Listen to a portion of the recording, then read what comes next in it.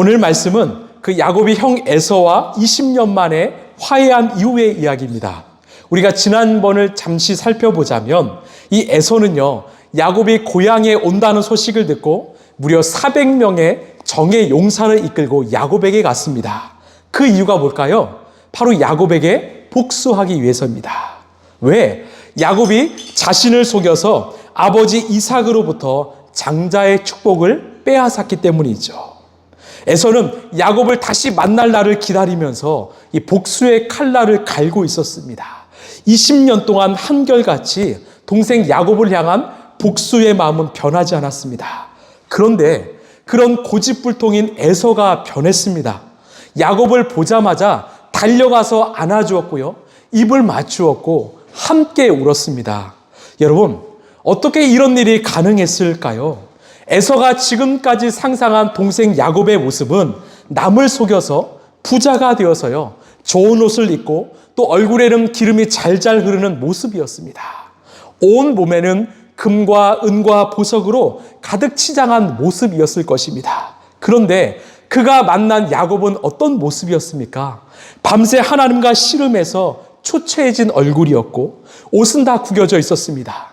심지어 하나님께서 야곱의 엉덩이 뼈를 부러뜨리셔서 다리를 쩔뚝이며 형에게 나아왔지요. 제가 이런 모습이 하나님의 기도 응답이라고 말씀드렸습니다.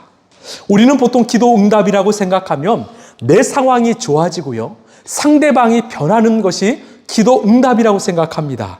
그러나 우리 하나님은 먼저 우리 자신부터 변화시키십니다. 변화된 우리를 통해서 상대방을 감동시켜서 변화시켜가는 것입니다. 여러분, 먼저 우리 자신이 변화되길 소망합니다. 결국 하나님은 먼저 야곱을 변화시키셨습니다. 지금까지는 야곱으로 살았지요. 이름은 속이는 자였습니다. 남을 속이는 인생을 살아왔다면 이제는 이스라엘이다. 하나님의 뜻에 따라서 하나님의 역사를 이루는 도구로 인생이 변화된 것입니다. 그 변화된 야곱을 통해서 하나님은 형 에서의 마음도 변하게 하셨습니다. 여러분, 우리가 살다 보면 우리를 힘들게 하는 상대를 보면서 우리는 손가락질하면서 저 사람이 문제야, 저 사람이 변해야 해, 이런 생각을 하지요. 또 설교를 듣다 보면 이 설교는 저 사람이 들었으면 좋겠어, 이런 생각도 합니다. 늘 정죄의 손가락은 남들을 향하지요. 그러나 우리 하나님은 먼저 우리가 변화되기를 원하십니다. 우리가 그 상대를 품을 수 있는 그릇이 되길 바라시고 그 상대를 불쌍히 여기는, 그래서 기도하는 사람이 되길 원하시는 거예요. 우리의 인생의 그릇을 넓히시는 겁니다.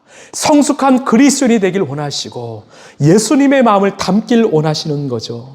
여러분, 우리 예수님은 어떻게 하셨습니까? 만약 예수님께서 죄와 허물 가운데 살아가고 있는 우리를 향해서 손가락질 하셨다면 우리는 이 자리에 있을 수 없습니다.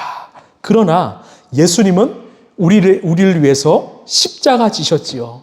그 크신 사랑으로 인해서 우리가 변화되었습니다. 여러분, 우리가 먼저 변화되길 간절히 소망합니다.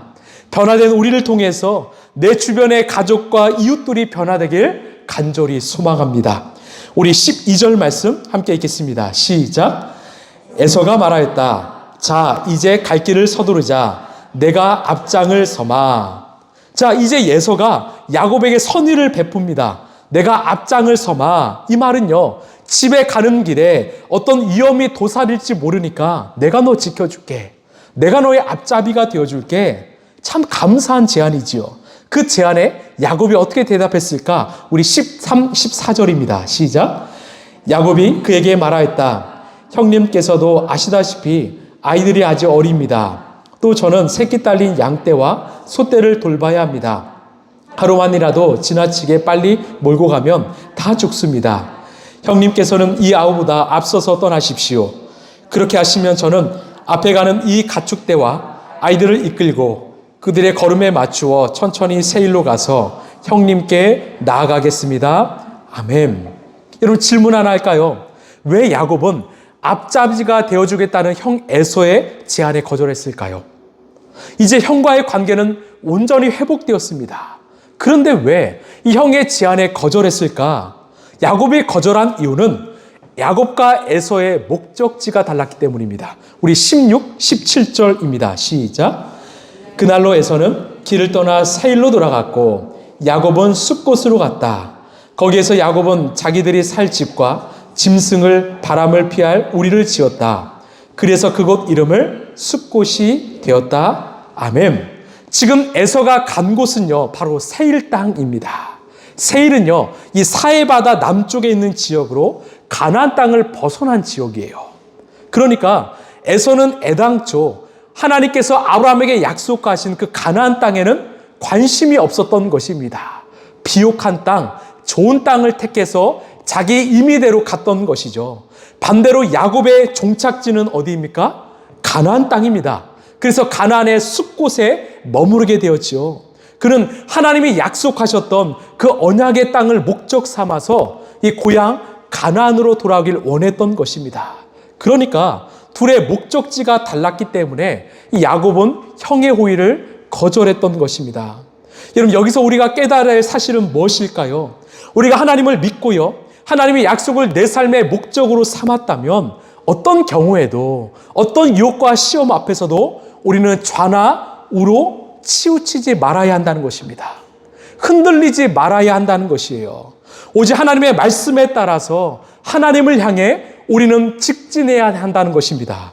이 사무엘상 6장을 보면 이 벳세메스로 향하는 이 두 마리의 소를 우리는 본받았으면 좋겠습니다. 이 엘리 제사장 때요, 이스라엘이 블레셋과 전투에서 그만 패배하면서 하나님의 법궤를 빼앗기고 말았습니다. 블레셋은요, 이스라엘이 이겼을 뿐만 아니라 이스라엘이 가장 중요하게 여기는 그 하나님의 법궤를 빼앗아 아주 의기양양했습니다. 아주 기뻤지요. 그런데 문제가 발생합니다. 이 법궤를 두는 장소마다 재앙이 벌어지는 거예요. 다른 도시에 옮기면 재앙이 일어나고 또 다른 도시에 옮기면 재앙이 일어났습니다. 이 블레셋 사람들이 이 재앙이 하나님의 역사인가 아니면 우연의 일인가 한번 시험해 보자. 그래서요, 이들이 새 수레를 만들었습니다. 여러분 아시겠지만 새 수레는요, 아직 길이 잘 들지 않아서 바퀴가 잘 움직이지 않습니다. 잘 끌리지 않습니다. 그리고 이 수레에 한 번도 멍에를 맨 적이 없는 암소 2마리를 선택합니다. 여러분, 멍에는요, 어린 송아지 때부터 메어야 합니다. 그러면 커서도 반항하지 않습니다. 그런데 큰 소에다가 이 무거운 나무 멍에를 메었다? 절대로 가만히 있지 않습니다. 원하는 목적지로 가지 않습니다. 심지어 암소이지요. 새끼 송아지가 있는데 어미소가 그 소를 두고 그냥 가겠습니까? 이거는 불가능한 일이라는 것입니다. 이제 바벨론 사람들이 시험을 하지요. 상식적으로 불가능한 상황을 만들어 놓고 이 두 암소가 하나님의 법궤를 실어서 이 벳세메스로 가면 이거 하나님의 역사이다. 근데 안 가면 이건 우연의 역사이다. 시험한 것입니다. 이건 어떻게 되었을까요? 잘 굴러가지 않는 새 수레의 바퀴, 한 번도 멍에를 매지 않은 소, 심지어 새끼 송아지가 있는 암소, 어떻게 했을까요? 우리 사무엘상 6장 12절입니다. 시작. 그 암소들은 벳세메스 쪽으로 가는 길로 곧장 걸어갔다. 그 소들은 큰 길에서 오른쪽으로나 왼쪽으로나 벗어나지 않고 울음소리를 내면서 똑바로 길만 따라서 갔고 그 뒤로 블레셋 통치자들이 벳세메스의 경계까지 따라서 갔다. 아멘. 놀라운 일이 벌어졌습니다. 이 소들이요, 좌로나 우로나 치우치지 않고 벳세메스까지 곧장 갔다라는 거예요. 심지어 그 새끼 송아지가 보고 싶어서 울면서도 하나님의 그 사명에 붙잡혀서 목적지까지 끝까지 갔다는 것입니다.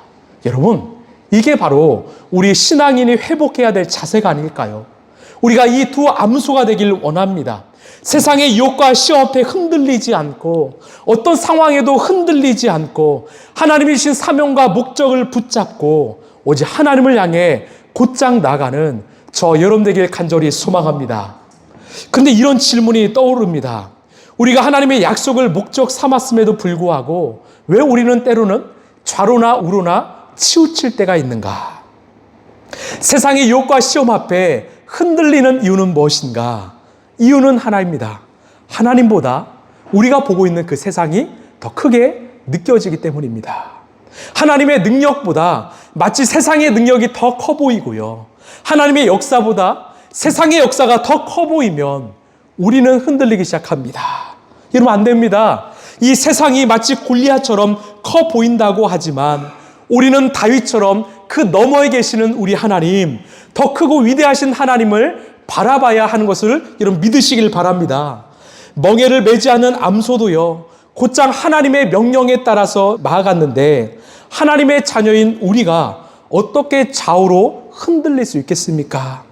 오직 하나님의 나라와 영광을 위해서 하나님을 향해 곧장 달려가는 저와 여러분 되길 간절히 소망합니다. 우리 18절 말씀입니다. 시작.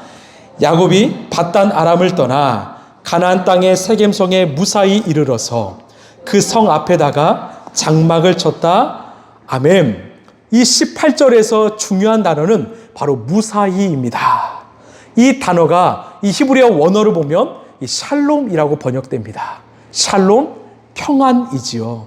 여러분 한번 상상해 볼까요? 이 밧단 아람에서 가나안 땅의 세겜까지는 거리가 무려 800km입니다. 우리로 치면 서울과 부산을 왕복하는 거리입니다. 지금은 도로가 있겠지만 여러분 그때는 도로가 있겠습니까? 어둠을 밝히는 가로등이 있겠습니까? 방향을 알려주는 이정표가 있겠습니까? 지금은 차나 기차나 비행기로 우리는 쉽게 빠르게 갈 수 있습니다. 그런데 문제가 있다면 평안하지 않습니다. 인간의 기술이 발달되었지만 우리는 평안을 잃어버렸습니다. 아주 편안하고 쉬워졌지만 우리는 샬롬을 잃어버렸습니다. 왜요? 이 세상에는 그 평안이 없기 때문입니다. 여러분 우리는요 지금 샬롬, 평안이 사라진 시대를 살고 있습니다. 많은 세상 사람들의 마음속에는 걱정과 근심과 불안이 가득하지요.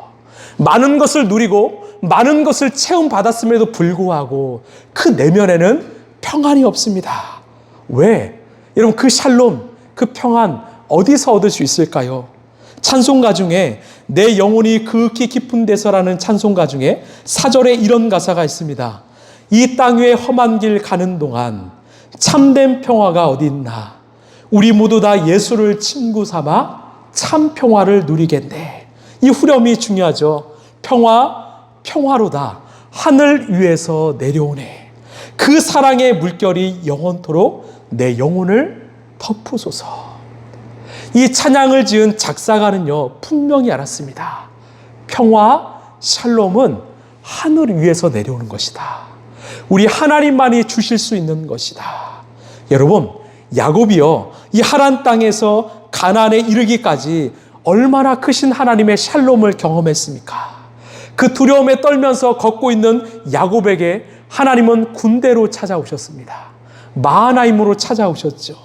야뽕 나루에서 정말 걱정 근심하고는 그 야곱을 하나님이 찾아오셔서 그의 이름을 이스라엘로 바꿔주셨습니다. 그리고 형 에서의 마음도 바꿔주셨지요. 여러분 이게 샬롬 아닙니까? 이게 평안 아닙니까? 여러분 우리도 날마다 하나님이 주시는 위로부터 내려오는 그 샬롬, 평안을 회복하게 되길 간절히 소망합니다. 여러분 그 샬롬은 날마다 누리시길 바랍니다. 우리 19절입니다. 시작. 야곱은 장막을 친 그 밭을 세겜의 아버지인 하몰의 아들들에게서 은 100냥을 주고 샀다. 아멘. 자, 야곱이 가나안 땅에 입성하자마자 한 행동은요 세겜 땅에 장막을 쳤습니다. 그리고 자신이 친 그 장막을 친 그 땅을 땅 주인에게서 은 100냥을 주고 샀습니다. 결국 야곱이 가장 먼저 한 행동은 땅을 산 일이지요. 여러분 이 행동 어디서 본 적 있지 않으십니까? 바로 할아버지 아브라함이 한 행동이죠. 아브라함이 헤브론에 있는 막벨라구를 포함한 그 땅을 샀지요. 그 땅의 주인인 에브론이 그냥 공짜로 주겠다고 하자 아니다 거절하고 그 돈을 주고 그 땅을 샀습니다. 왜 샀습니까? 그래야 이 땅이 하나님 사람들 앞에서 이 아브라함의 소유로 확증되기 때문입니다. 여러분 기억하십시오. 아브라함은 그 땅을 자신을 위해서 사지 않았습니다. 훗날 이 약속의 땅에서 살아가게 될 자신의 후손들을 위해서 이 땅은 하나님이 주신 땅이라는 것을 보증하기 위해서 그 땅을 샀던 것입니다. 야곱도 마찬가지입니다. 가나안 땅에 들어가자마자 이것을 준비했던 거예요. 후손들을 위해서 이 땅을 사자. 이 땅을 준비하자. 즉 미래를, 내일을 준비한 것입니다. 여러분, 믿음은 무엇일까요? 믿음은 바로 이 내일은 오늘의 결과임을 믿는 것입니다. 다시요. 믿음은 내일은 오늘의 결과임을 믿는 거예요. 여러분, 우리 모두는 새로운 내일이 찾아오기를 원합니다. 그러나 새로운 내일은요, 그냥 하늘에서 뚝 떨어지는 것이 아닙니다. 내일은 바로 오늘의 결과이지요. 우리가 내일이 새로워지길 원한다면 우리는 오늘 새로운 씨앗을 뿌려야 합니다. 내가 오늘을 어제와 똑같이 살면서 내일이 새로워지기를 바란다? 그것은 참으로 어리석은 일이지요.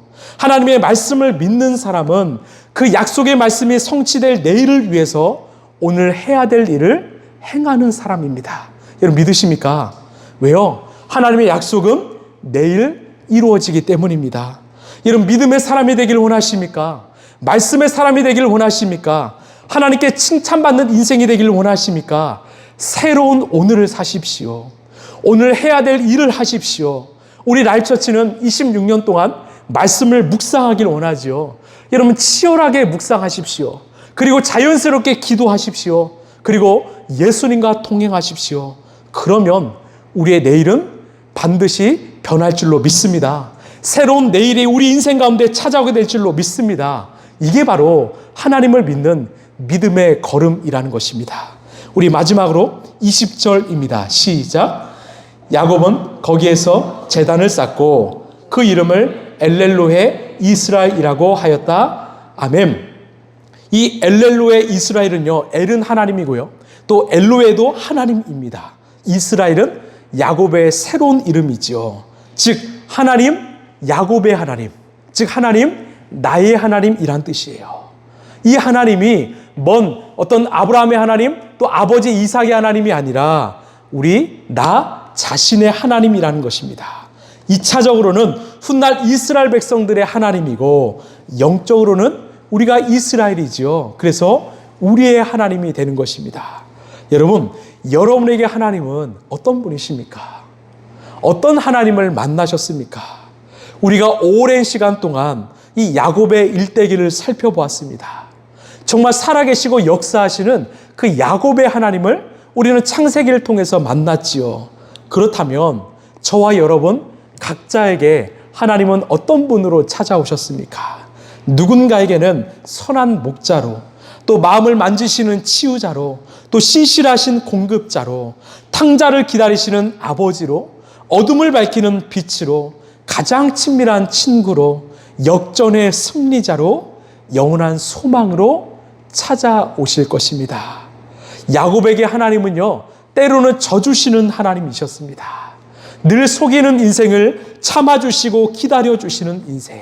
하나님, 우리의 죄와 허물에도 용서하시고 끝까지 사랑하시는 하나님이 바로 우리의 하나님이십니다. 말씀을 좀 마무리하겠습니다. 오늘 야곱이 고백하지요. 엘렐로헤 이스라엘. 하나님, 나의 하나님. 하나님, 야곱의 하나님. 하나님, 우리의 하나님. 오늘 밤 정말 우리의 하나님은 어떤 분이신가를 한번 곰곰이 생각해 보기를 원합니다. 그리고 우리 각자에게 찾아오신 그 하나님을 우리가 붙잡게 되기를 간절히 소망합니다. 이런 하나님을 붙잡고요, 우리가 벳세메스로 향했던 그 암소처럼 좌로나 우로나 치우치지 않고요, 곧장 주님께 나가게 되길 간절히 소망합니다.